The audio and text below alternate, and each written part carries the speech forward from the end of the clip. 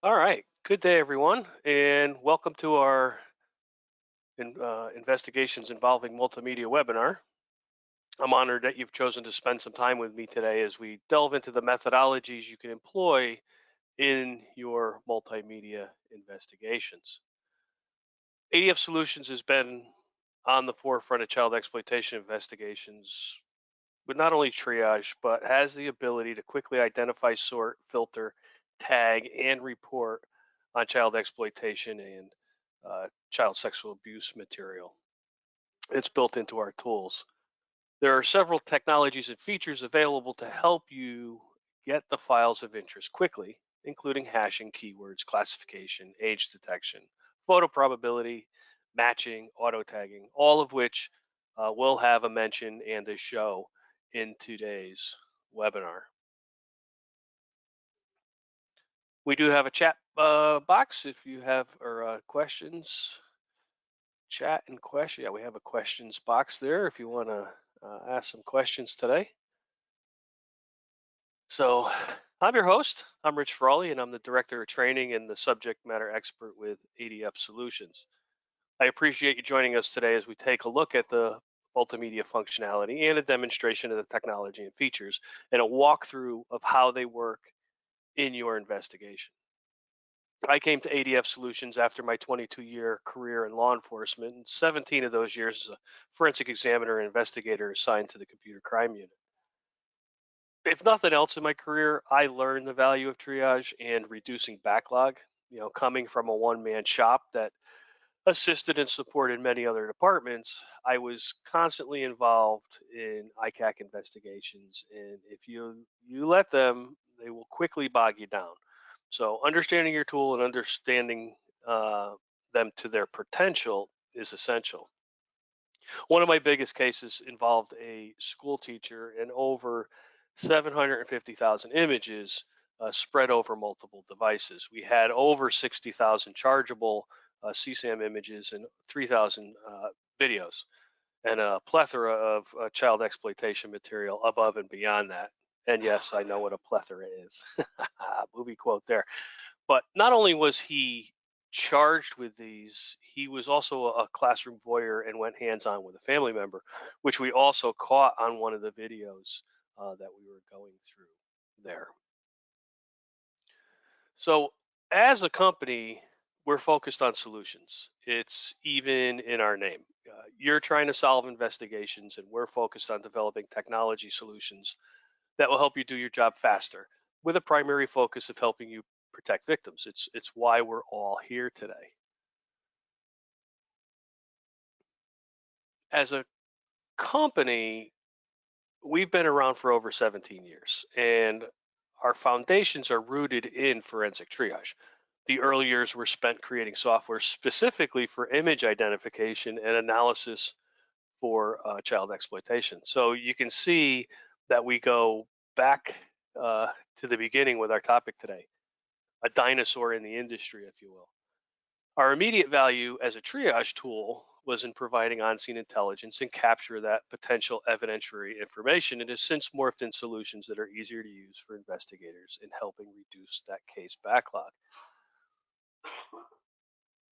Not only have we evolved that way, but our technology also includes support for hundreds of file types and artifacts, and a better way to link all that information quicker than any other solution on the market.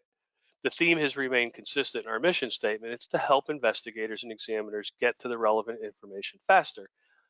So today we focus on getting you through the images. We're going to walk through some tips and tricks to help you maximize your ADF usage when analyzing images. I've done a large scan, probably about 70,000 images on a device, and we're going to walk through the steps that can help you get to what you need, filter out what you've already seen, and further filter down to what you're looking for to help you analyze and tag and get this out of your way. You really don't want to have to look at stuff more than you need to. And you'll see how easy it is to move through these large quantities. We'll focus a little bit on search profile setup. That's important with the tool. Move into hashing and keywords, how you can use them, the different ways they can be utilized, uh, and we'll show you that and how that specifically ends up in your results. And then once you have your results and you're ready to look for them, we're going to go through the filtering and classification and really show you what the capabilities are here. So let me uh, minimize that and we'll bring you into um, digital evidence investigator here, and we're going to be investigating on the computer side. However, what I am showing you here today in the analysis portion also works on our mobile tool. There is absolutely no difference in the capabilities in collecting images, filtering the images, classifying the images, um, hashing. You could bring in the hashes on mobile. You could bring them in on computer. So this covers everything. It's not just a computer. However, the scan I used today was done from a drive.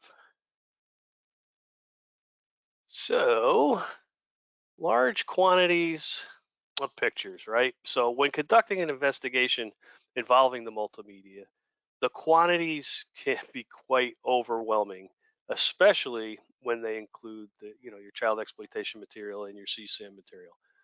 And it's not just that material that is included in the collection of the search. Typically, there are tens of thousands, if not hundreds of thousands of files, including images and videos that have to be sorted through. Not only can the amount of files be daunting, but the reason for conducting the intense file filtering has multiple purposes. The images will be broken down into several categories so that you can properly charge in the case, right? The court can enhance if necessary. They go for enhancements based on what's in the images.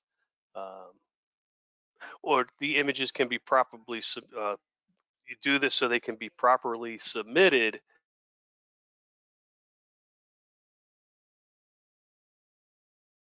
for review on victim identification. And the question is, how do you make such an exhaustive search of the files in a timely manner that also allows you to be accurate and not have to subject yourself to these images over and over again? There's no doubt it takes a special person to be able to do the work required in crimes against children cases. It takes a strong mind and patience.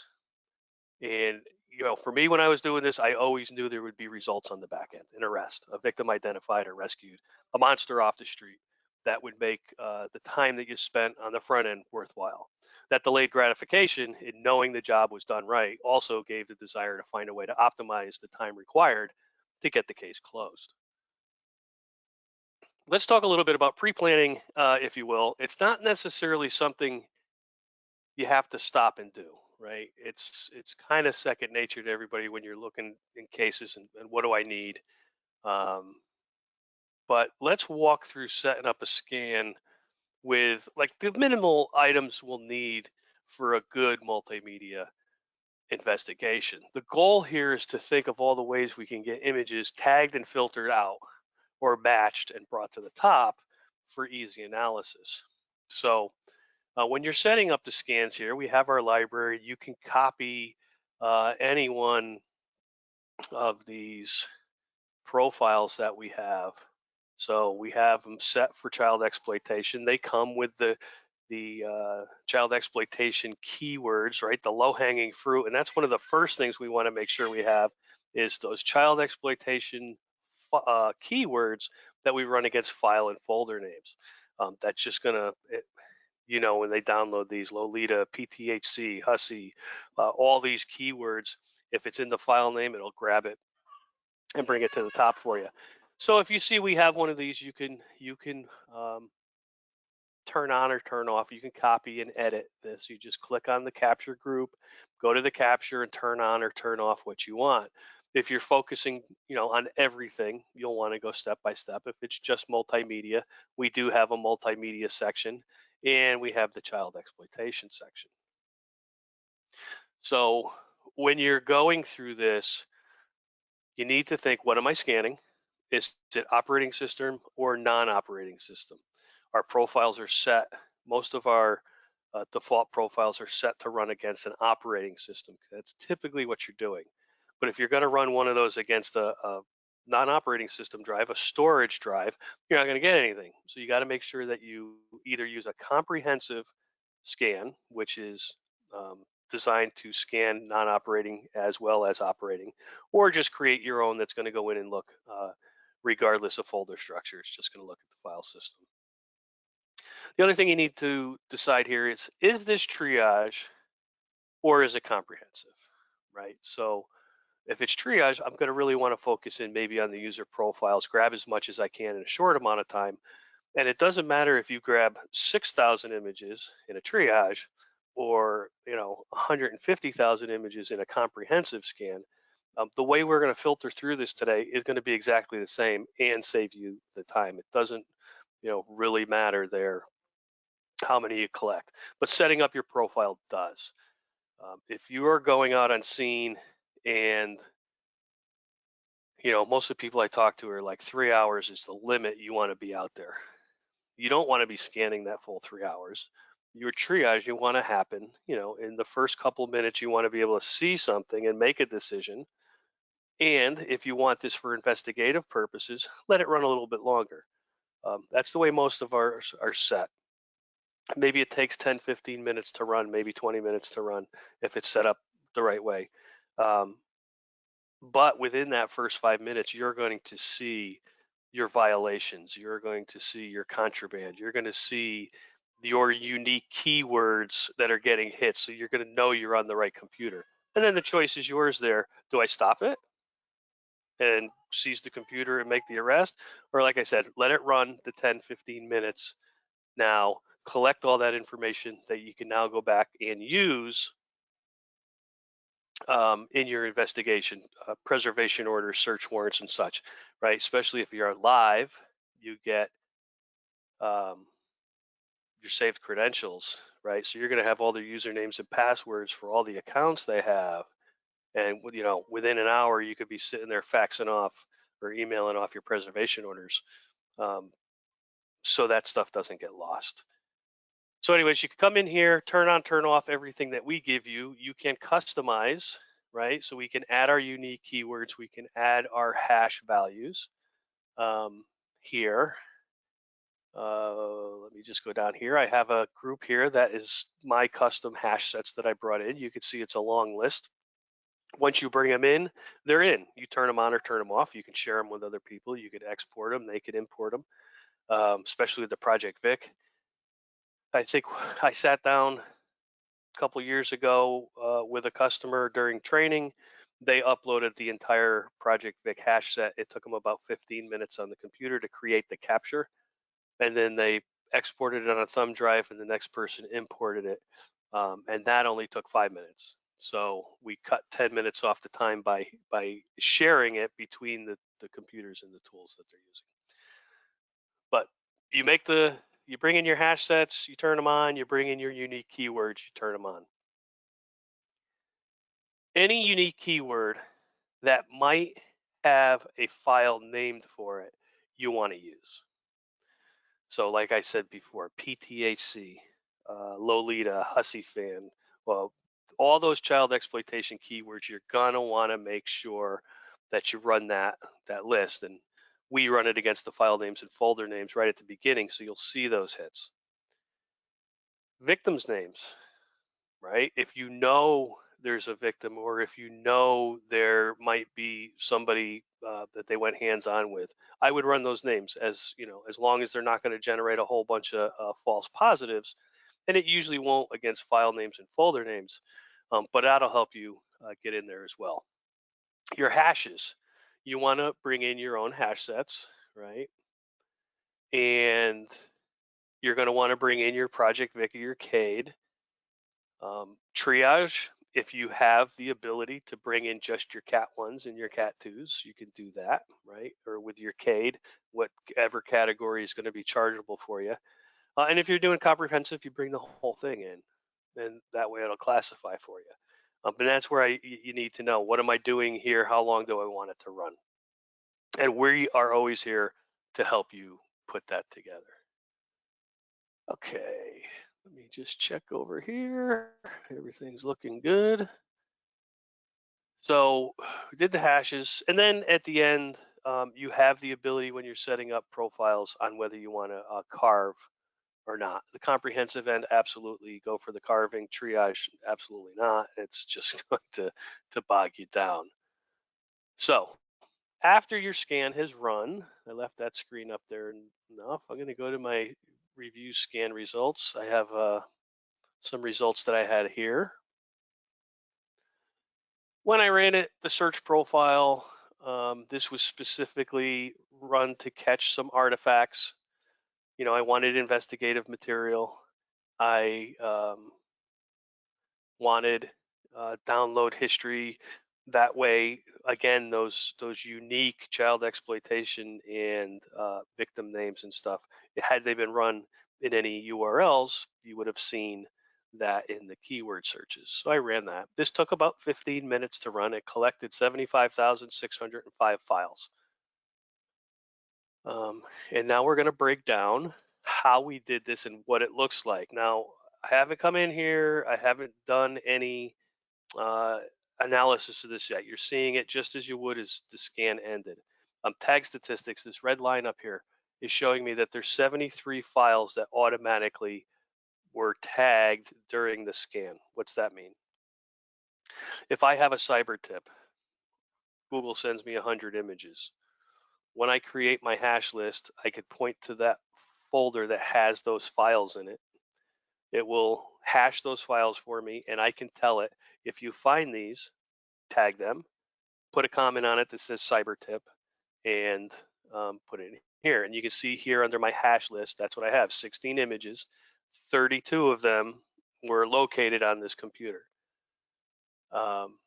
My list, I brought in my own hash list, so there's 171 hits on that. And then the Project Vic and Cade list, there was 41 hits on that. So out of all these hash sets that I ran, 73 of them automatically tagged for me. The rest will have an indication of what I did. So here's my hash sets. I could click on the 16 hashes that I put in here and see what was gathered. In today's webinar, you're going to see a mixture to show some of the different things I have. Contraband will be shown as dogs here.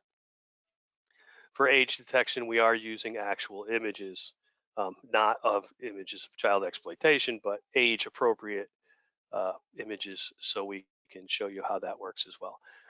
So I can come in right away and see what's been captured with my list, what's been tagged. That red box indicates that it was tagged at a level 1.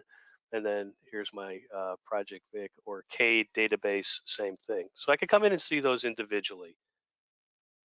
I see them, they're tagged, it's done. I didn't even really need to do that. I have my chargeable material. I have my unique keywords that ran. I have my child exploitation here, keywords that ran. So each keyword that ran here is shown, and then underneath the files that were captured with it. But we'll show you an easier way to do that here as well. So these are all your individual captures. Let me go to the photo gallery and go up to the top. And this property panes on the bottom is movable. That shows you all the properties for the highlighted image. I'm just going to hide that here for a second, give us a little bit more real estate to look at our images here. So I have my image gallery. I can, for those of you that may wear specs like I do, you can zoom in and zoom out depending on what you're looking at. Here, if you want to put more in there or you want to put a little less, you can zoom in and out on this gallery. Again, you select the focus, you can see here. So what are we looking at? On the top, we have all this contraband brought to the top, right? I said dogs were contraband. And if I come down here a little bit, you can see all of a sudden they kind of abruptly stop. Each one of these images have a little red magnifying glass in the upper right-hand corner with a warning sign, and that indicates it's a match on a keyword or a hash value. And if it's got the red line underneath it, it was automatically tagged already. So those keywords, the child exploitation keywords or the victims or the unique keywords I ask you to run at the beginning, um, are run against the file names and folder names. And if there's a hit on it, right, it collects the image and it brings it to the top for you. If I look below, there's the file name here, and it shows 12-year-old.jpg. So one of our child exploitation keywords is looking for those age categories, right? So it shows you where it was captured from or whether it was a matching hash. If I come back here and highlight, if I look down, I have a matching MD5 value, so I know that that's a match. Let me hide that again. So I have all this at the top. Great for me. Look at all this stuff. Our filters allow you first, everything that's been auto tagged, I don't need to look at. So I can go to my tag filter and say, just show me images that don't have a tag value. And I can apply that. And now those tags are gone.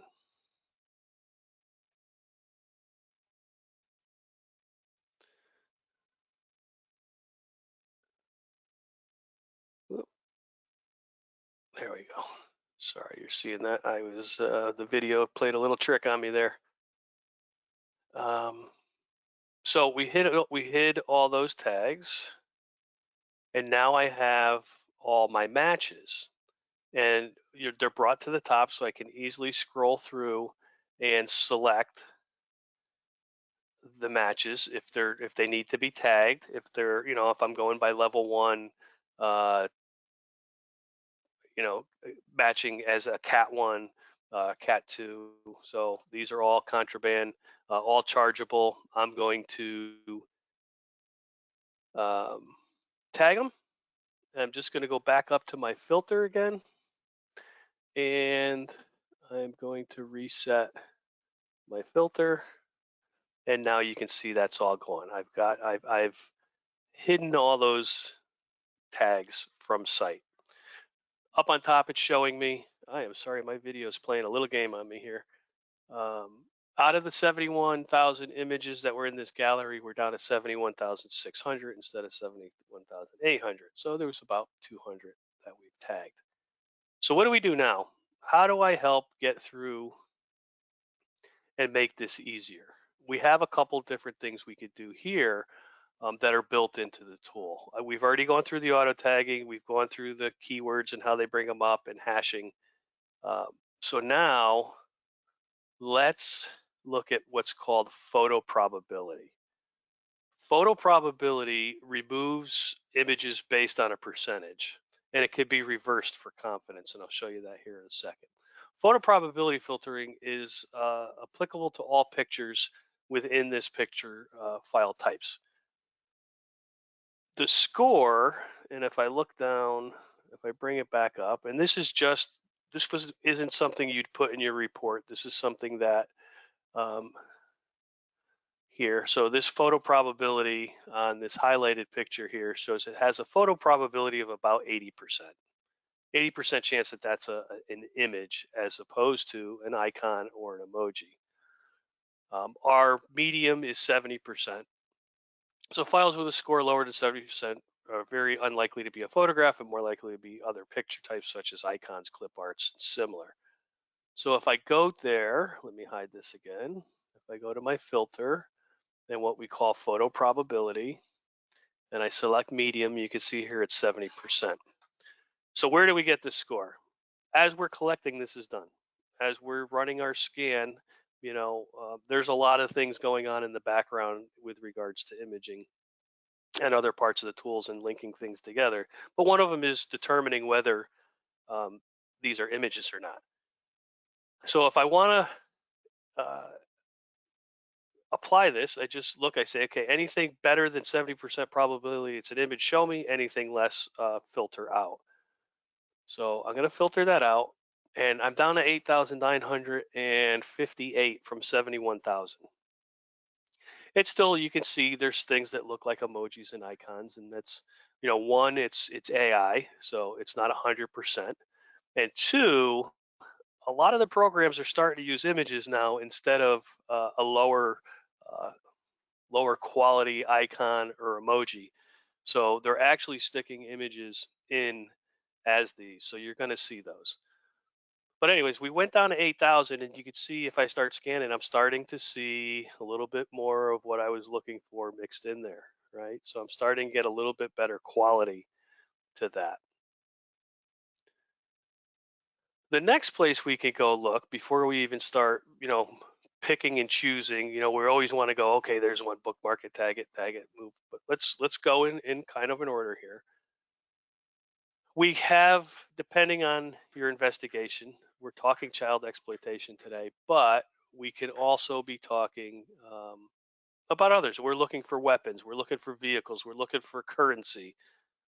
This does have your pornographies, your child abuse, your bestiality. So there are classifications that get done.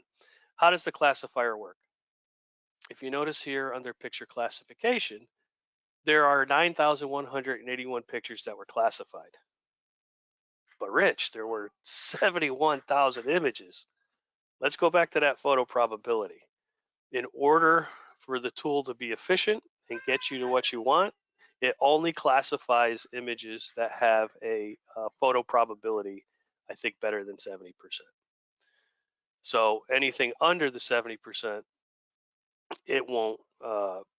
It doesn't spend its time classifying it into one of these categories.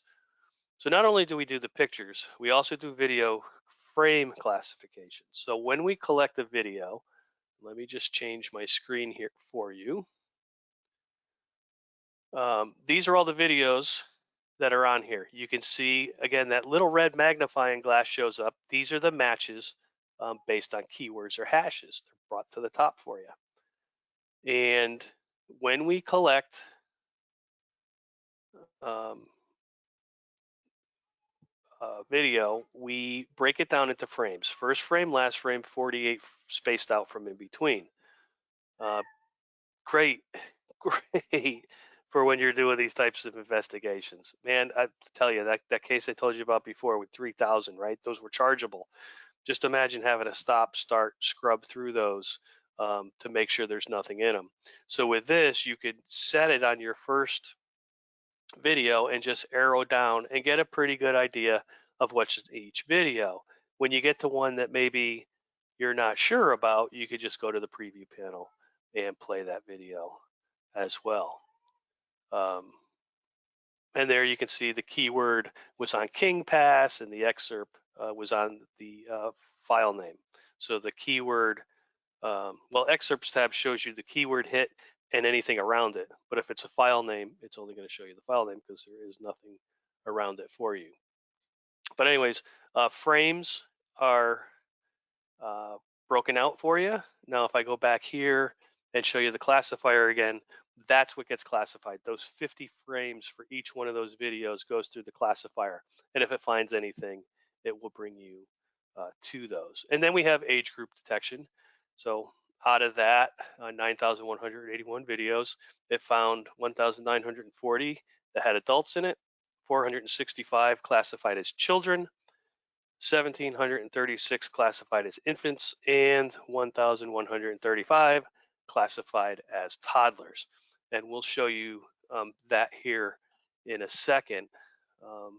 The classifier, a little bit more about that, runs post scan. So it does require a little processing power. It is AI, just like photo probability. And it gets done when the scan is finished, and it's if a scan finishes and it's sitting, let's say what we finished but you haven't gone in to analyze it yet, the classifier is still, it runs automatically. It'll run until you go out of those results or you close the program down. When you go into view results, your classifier will still be running, and you'll see these. You can come to the classifier here and see it running.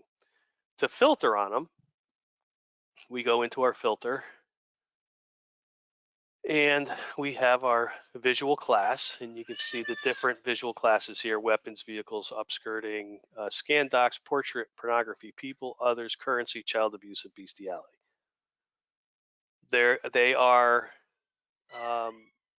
graded by 5% increments. So if you're not getting, if you're getting good results at 85%, you want to go see what you get with 80. You can lower that and see how many more pictures show up there. But let me just show you here. Let me just choose weapons and see how this works. So I come through here and you can see that there are pictures that have items that look like weapons, right? So pretty good. You can, and I could just turn that off. So I still have my tags filtered out. I have my photo probability done. Um, and I'm back in here. I could do vehicles. So I come in here now and see all the pictures that have vehicles. And not only that, you can see here there's just the front of a vehicle with a license plate on it. So it does a pretty good job when you're looking for stuff within these images. So again, it's a multimedia investigation. It's not necessarily child exploitation, but um, we give you all that as well. We just happen to be covering child exploitation again today. So visual class, again, just I could turn that filter off and I'm back to my photo probability. I am looking at 8,958 images. And with that classification, I'm sorry, photo probability. Let me go back to photo probability here for a second. I'm going to reverse this just to show you. So where we're showing everything that we thought was, had a probability of being a photo. So now let's reverse this and show you everything that was filtered out.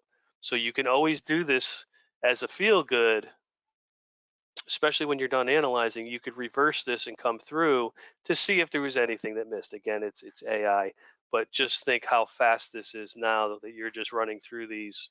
And okay, is there anything I need? Nope, there's nothing in here I need. I feel good. It did my due diligence. No victim left on a shelf. I can go back and turn that filter back off and reverse it again. Just go to the medium, apply, and I'm down to 8,900. So here's a big one, right? Let's go into our next one, which is age group.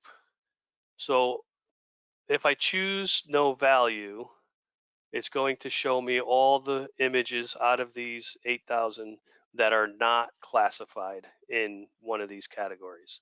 So that's your reverse due diligence, making sure I didn't miss anything. If I want to see, the age group,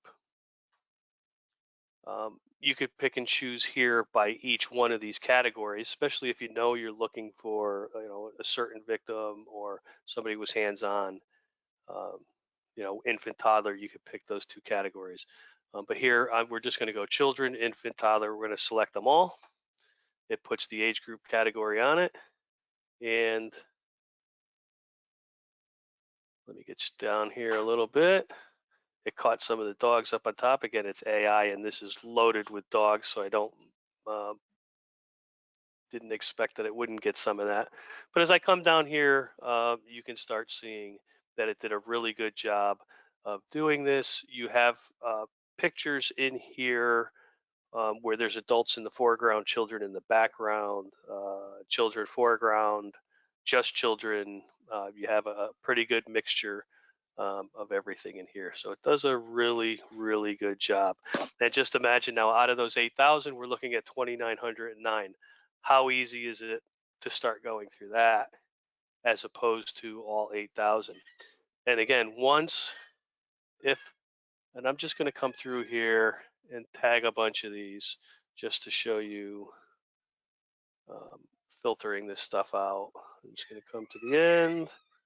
I'm going to put another filter on, and I'm going to filter my tags again. Apply that.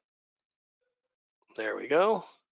So now I'm down to 1,248 images out of here that I have to go through either individually or shift select or however you do it. If you got a whole page that's here, you can just select the whole page and do that as well.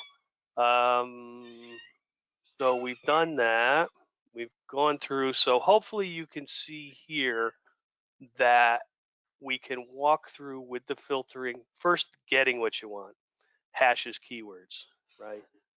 The tool brings them to the top for you. You can easily sort, filter, tag what's been selected for you. Once that's done, you could start filtering, coming down in that funnel, your photo probability, your classifier, your age group detection, and really bring you down that funnel to what you need to look at. And I showed you along the way how you can reverse those, right? And I think this one here, I have the age group detection on. I could turn that off. Go back to age group and just say no value, things that haven't been classified. And I can start going through that and see if anything was missed as well as far as age group um, was considered. So we've gone through that. We've tagged a bunch of stuff in here. Um, the next thing is I want to make a report, and this is important with the multimedia, and I want to sanitize it, right? I have it here. I can show everybody. I can make my reports. I can make an HTML. I can make a CSV. I can make a PDF. I can save that on my computer to show. They can come to the office. I can show them this stuff if it needs to be shown. That's the way we used to do it with the courts. But if I needed to send a report, if they weren't looking at it on our machine, we needed to send it somewhere else. You need to have it sanitized. So how do you sanitize this report? And it's fairly easy, and I have these videos online. The cleaning up, walking step by step through sanitizing a report and cleaning up your view takes about 8 minutes, and you get to watch that step by step. Stop it, do what it says. But I'm going to walk through you pretty quick, knowing that this is online to show. So as I'm in my gallery, filters can be on, it doesn't matter. But I'm going to turn them all off here. I'm going to go to my filter, and all the way down the bottom, it shows me where all the captures were captured from, which captures, brought pictures to the gallery. And I have a bunch. I have under child exploitation, there's keywords. Under documents, there's reference files, hash sets. A couple were caught in there, and multimedia. So I have 1, 2, 3, 4, 5, 6 different captures that show pictures. Um, the easiest way for us to do that now is to come back here and go to those 6 captures one by one. The first one was keywords, right? And if I come into keywords, I can see my column view on top. And if I bring up my property pane and see all the properties, this is everything that's available, properties to show in a report. Down below will always show you everything for yours. What shows up in this field up here in this table, it transfers to your report when you build your report. So there's a columns view. If I turn off preview, bye-bye picture, picture is no longer in the report. That's all I needed to do. So I come back to my summary page. That capture has been fixed. The next was my referenced files. Again, if I come in here, I go to columns, turn off preview. That's there. Preview's off. I come back, and if I go to my hash sets, I'm going to do the same thing. But here I'm going to stop for 1 second and show you a little trick here because it's nice and easy to view. Up above are all the columns that would show in my report. If I were to create the report right now, I turned off preview, preview won't show up. If I go to columns, you can see all these columns are turned on or turned off. I can just come down here. I want my tags. I want to show that in my report. I want my comments if I had comments. I want my excerpts, or maybe I don't want my excerpts. It might not be necessary. I could turn that off. File name, yes. File type, file group, don't need that. That's kind of an internal tool where what group was this located in. Mismatch. Was this comprehensive or was it a triage? It was comprehensive, and the extension has been changed. You can leave it in. If it doesn't matter, you can take it out. You don't want to confuse anybody when they look at your report. Origin, allocated or deleted, size, last written, the path. Linked artifacts. What's a linked artifact? When we collect a file, it looks to see if that file belongs to several artifacts. So we found this picture. This picture came in through a download history. We link it to that record. This has 3 recent file entries. We link it to those files. It was in an email. We link it to that email. It came in through a message. We link it to the message. So when you look at that image and look at the property linked artifacts, you could say right then and there, hey, this picture came in through a download. It's got recent file entries. It was sent in an email and a message. So it has user interaction with it. It's just not sitting there. They can't say the virus did it, right? So you have putting the user to the file, if you will. So we're going to leave that one in visual class. So turn that off. Don't confuse anybody. That's an internal mechanism that puts together the percentages as it's going through on what class it belongs to. There's no need to show that in your report. Age group category, if there is one, auto tagged and captures. I could turn that off. Whether it was auto tagged, that's kind of internal for you as well. You really don't need to show that in a report. So I turn those on or off, and look, I cleaned up my view really nice. It turned off preview. I'm going to go back out, and we would just continue to do that for each one of these categories. So when we go to report, and I want to build my HTML report, I'm going to show you here. These are my category ones. And if you look down this column, I have all the check marks of each one of the captures that those were and how many were captured. Here's the level 3s and where they were. And if I come all the way over to column, it says include original. So you want to make sure we uncheck that, because if we don't, the preview won't be there, but the link to the file will. So by turning that off, we've now turned off those files being exported as part of the report. I'm going to just turn off my timeline and my files view. We're just going to make a report of what we selected here, and I'm going to export that in HTML. That's done. I'm going to open this up for you, hopefully.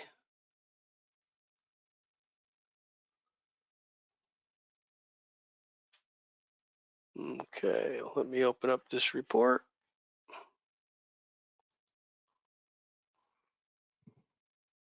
Drag that in.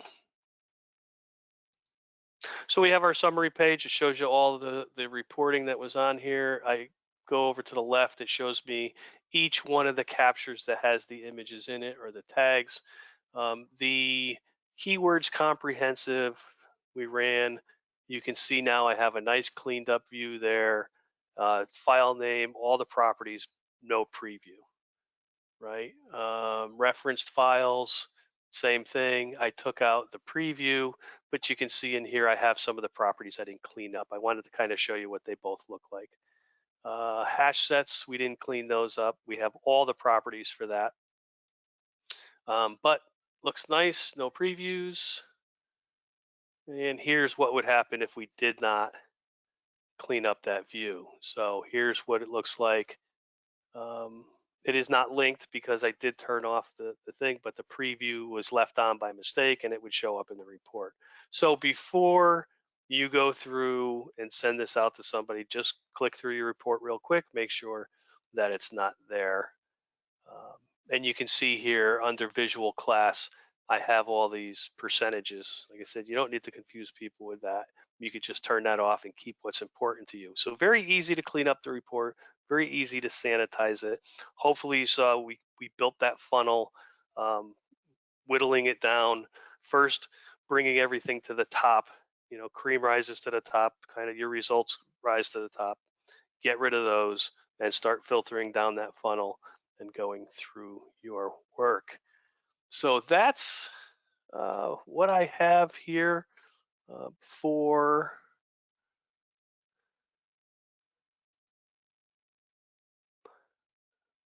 the webinar, for the multimedia. Hopefully helped you out and kind of Gave you some tips and tricks along the way. Some of the features we have in there, a bunch of different ways to beat that horse, if you will. Different methods you can use, but that's kind of nice, clean way to do it. This is all part of our training package as well. So some of the stuff you saw today is in our courses. Mobile takes 8 hours, computer takes 16 hours. Put them together, pro, it takes about 20 hours.